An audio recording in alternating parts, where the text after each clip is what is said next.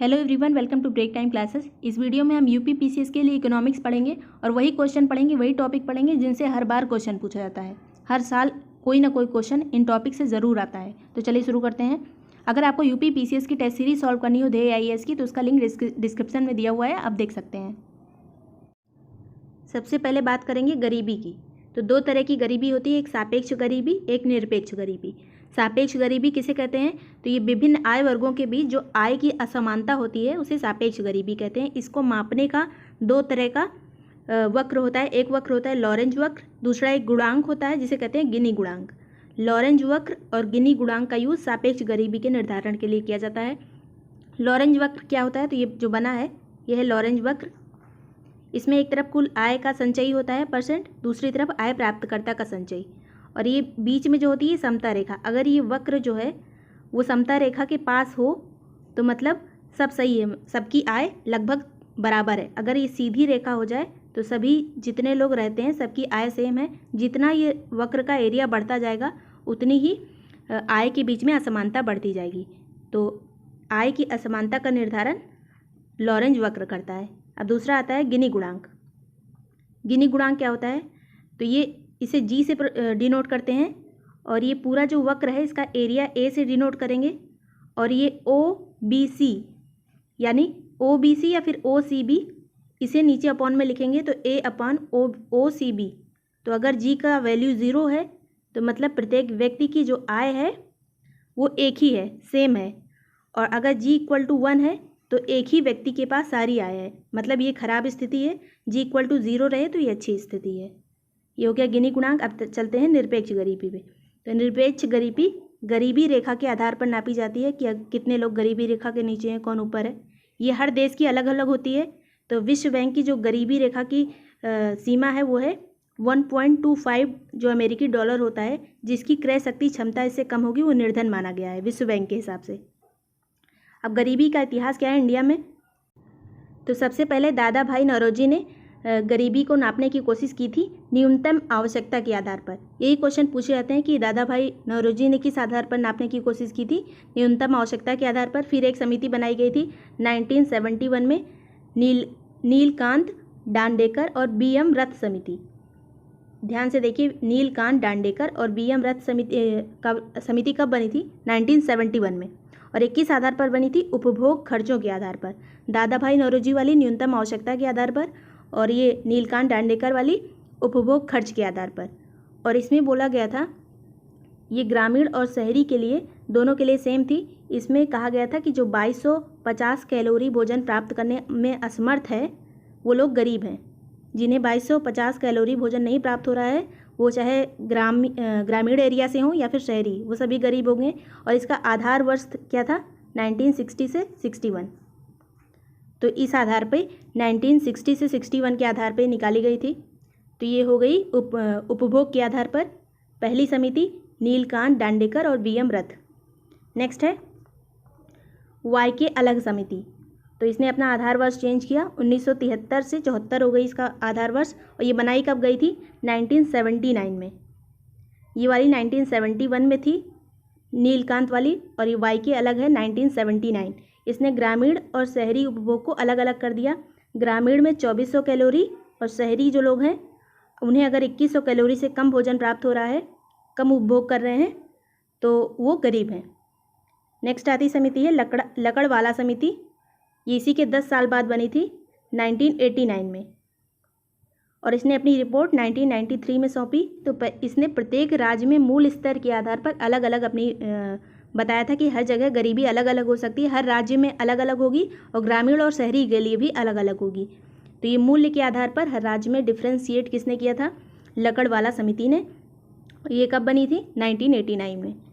Next है सुरेन तेंदुलकर समिति। ये बहुत इंपॉर्टेंट है, 2004 में बनी थी। इसने रिपोर्ट सौंपी 2009 में, और इसने मासिक प्रति व्यक्ति आय पर, ये पहली समिति जो बनी थी ये मासिक प्रति व्यक्ति आय पर बनी थी।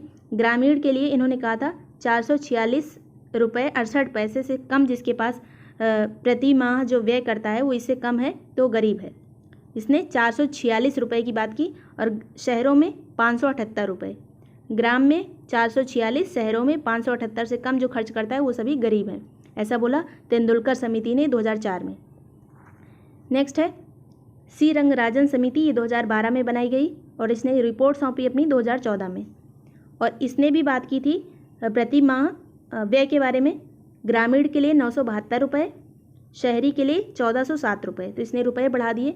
ये बाद में बनी थी तो ऑब्वियस सी बात है कि पैसे बढ़ जाएंगे। सी रंगराजन समिति 2012 में बनी थी, ग्रामीण के लिए 972 रुपये, शहरी के लिए 1407 रुपये।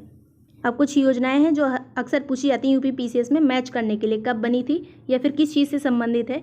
तो अन्नपूर्णा योजना 2 अक्टूबर सन 2000 को बनी थी और ये कहाँ से शुरू हुई थी, तो सिखोड़ा गांव गाजियाबाद से। 2 अक्टूबर सन 2000 याद रखिएगा। किस लिए बनाई गई थी, तो जो अत्यंत वृद्ध लोग हैं उनके लिए रोटी की व्यवस्था करने के लिए अन्नपूर्णा योजना लाई गई थी। अन्नपूर्णा योजना 2 अक्टूबर 2000 में लाई गई थी, गाजियाबाद में शुरू हुई और अत्यंत जो वृद्ध लोग हैं उनके लिए रोटी की व्यवस्था की इसने। नेक्स्ट है एकीकृत बाल विकास तथा सेवा स्कीम 1975 में आई और इसमें क्या कहा गया था, 6 साल की उम्र तक के जो बच्चे हैं और गर्भवती महिलाएं, स्तनपान करने वाली महिलाएं, उनके स्वास्थ्य की और इन बच्चों के शिक्षा की व्यवस्था करना इसका काम था। एकीकृत बाल विकास तथा सेवा स्कीम 1975 याद रखिएगा। इसमें बाल लगा है लेकिन इसमें गर्भवती महिलाओं की भी बात की गई है, स्तनपान कराने वाली महिलाओं की भी बात की गई है। नेक्स्ट है राष्ट्रीय बाल भवन, ये आया था ये योजना आई थी 1956 में, बहुत पहले आ गई थी ये राष्ट्रीय बाल भवन। और इसमें 5 से 16 वर्ष के बच्चों को रखा गया था उनके बौद्धिक विकास के लिए। 5 से 16 वर्ष के बच्चों के लिए राष्ट्रीय बाल भवन 1956। कुटीर ज्योति कार्यक्रम, यह आया था 1988 से 89 के बीच में और इसमें क्या किया गया था, एक बत्ती मतलब एक लाइट जला सकते हैं बिजली से और इसके लिए 400 रुपये प्रदान किए जाते थे। कुटीर ज्योति योजना में एक लाइट दी जाती थी और 400 रुपये इसके लिए दिए जाते थे। 1988-89 की बात है। अब आती है अंत्योदय अन्न योजना, ये आई थी 25 दिसंबर सन 2000 को। 25 दिसंबर सन 2000 को अंत्योदय अन्न योजना। गेहूँ इसमें 2 रुपये किलो मिलता था और चावल 3 रुपये किलो। विद्यालय में राष्ट्रीय मध्याहार कार्यक्रम कब शुरू हुआ, तो 15 अगस्त 1995 को शुरू हुआ था। प्राइमरी में शुरू हुआ था 1995 में और अपर प्राइमरी यानी जूनियर जो स्कूल होते हैं वहाँ 2007 में शुरू हुआ। और प्राइमरी के लिए जो कैलोरी का लेवल है वो 450 कैलोरी और प्रोटीन 12 ग्राम, जूनियर के लिए 700 कैलोरी और प्रोटीन 20 ग्राम। नेक्स्ट है सर्व शिक्षा अभियान 2001 में आया और इसमें जो केंद्र और राज्य का पूंजी का अनुपात है तो राज्य देंगे केंद्र देगा 60%, राज्य देंगे 40%। अगर पूर्वोत्तर राज्यों की बात की जाए तो उसमें 90% केंद्र देगा, राज्य 10%। नेक्स्ट है राष्ट्रीय माध्यमिक शिक्षा अभियान, ये कब शुरू हुआ था, 2009 में और इसमें पूंजी 75 और इसका रेशियो था 75-25, मतलब केंद्र देगा 75%, राज्य देंगे 25%। पूर्वोत्तर राज्यों की बात की जाए तो 90% और 10% था। साक्षर भारत अभियान, ये सितंबर 2009 में शुरू हुआ। साक्षर भारत 2009 में शुरू हुआ और ये प्रौढ़ शिक्षा से संबंधित था। जिनकी आयु 15 वर्ष से ऊपर है उनकी शिक्षा से संबंधित था। इसमें 7 करोड़ लोगों को शिक्षित करने का लक्ष्य रखा गया, जिसमें 6 करोड़ महिलाएं होनी चाहिए। कब शुरू हुआ था साक्षर भारत, सितंबर 2009।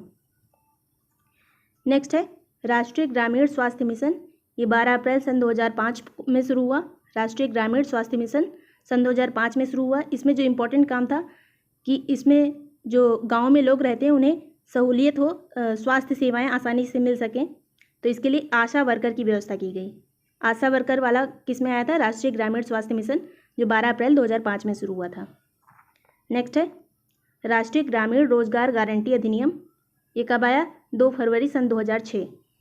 राष्ट्रीय ग्रामीण रोजगार गारंटी अधिनियम, जिसे नरेगा कहा जाता था, 2 फरवरी सन 2006 में आया था। बाद में इसका नाम चेंज करके मनरेगा कर दिया 2 अक्टूबर सन 2009 को। और ये शुरू हुआ था अनंतपुर आंध्र प्रदेश से और इसमें पूंजी का रेशियो जो होता है वो 90-10 का होता है, मतलब केंद्र 90% देगा और राज्य 10%। नेक्स्ट है कस्तूरबा गांधी विद्यालय, तो इसकी स्थापना हुई थी 20 जुलाई सन 2004 को और ये किससे किससे संबंधित है, SC, ST, OBC और मुस्लिम समुदाय की लड़कियों से, मतलब ये आवासीय विद्यालय होते हैं। कस्तूरबा गांधी विद्यालय कब शुरू हुए थे, सन 2004 में। किसके लिए, SC, ST, OBC और मुस्लिम समुदाय की लड़कियों के लिए। नेक्स्ट है राष्ट्रीय स्वास्थ्य मिशन कब आया, सन 2013 में, इसमें स्वास्थ्य की बात की गई थी, अच्छा स्वास्थ्य सबको उपलब्ध हो। सन 2013 में राष्ट्रीय स्वास्थ्य मिशन आया। फिर आता है स्वच्छ भारत मिशन, 2 अक्टूबर सन 2014 में आया। इसमें जो शौचालय की व्यवस्था की गई और 2019 तक ये लक्ष्य रखा गया था कि सभी के पास शौचालय हो अपना। फिर आता है मिशन इंद्रधनुष, ये 25 दिसंबर सन 2014 को शुरू हुआ और ये टीकाकरण से संबंधित था। जो 7 रोग होते हैं साथ ही उनके लिए था ये मिशन इंद्रधनुष टीकाकरण। नेक्स्ट है राष्ट्रीय खाद्य सुरक्षा अधिनियम, सन 2013 में आया ये। 12 सितंबर सन 2013 में राष्ट्रीय खाद्य सुरक्षा अधिनियम आया और इसमें मोटे अनाज की कीमत 1 रुपये रखी गई, गेहूं की 2 रुपये, चावल की 3 रुपये। नेक्स्ट है बच्चों के लिए निःशुल्क व अनिवार्य शिक्षा, ये आया था 2009 में।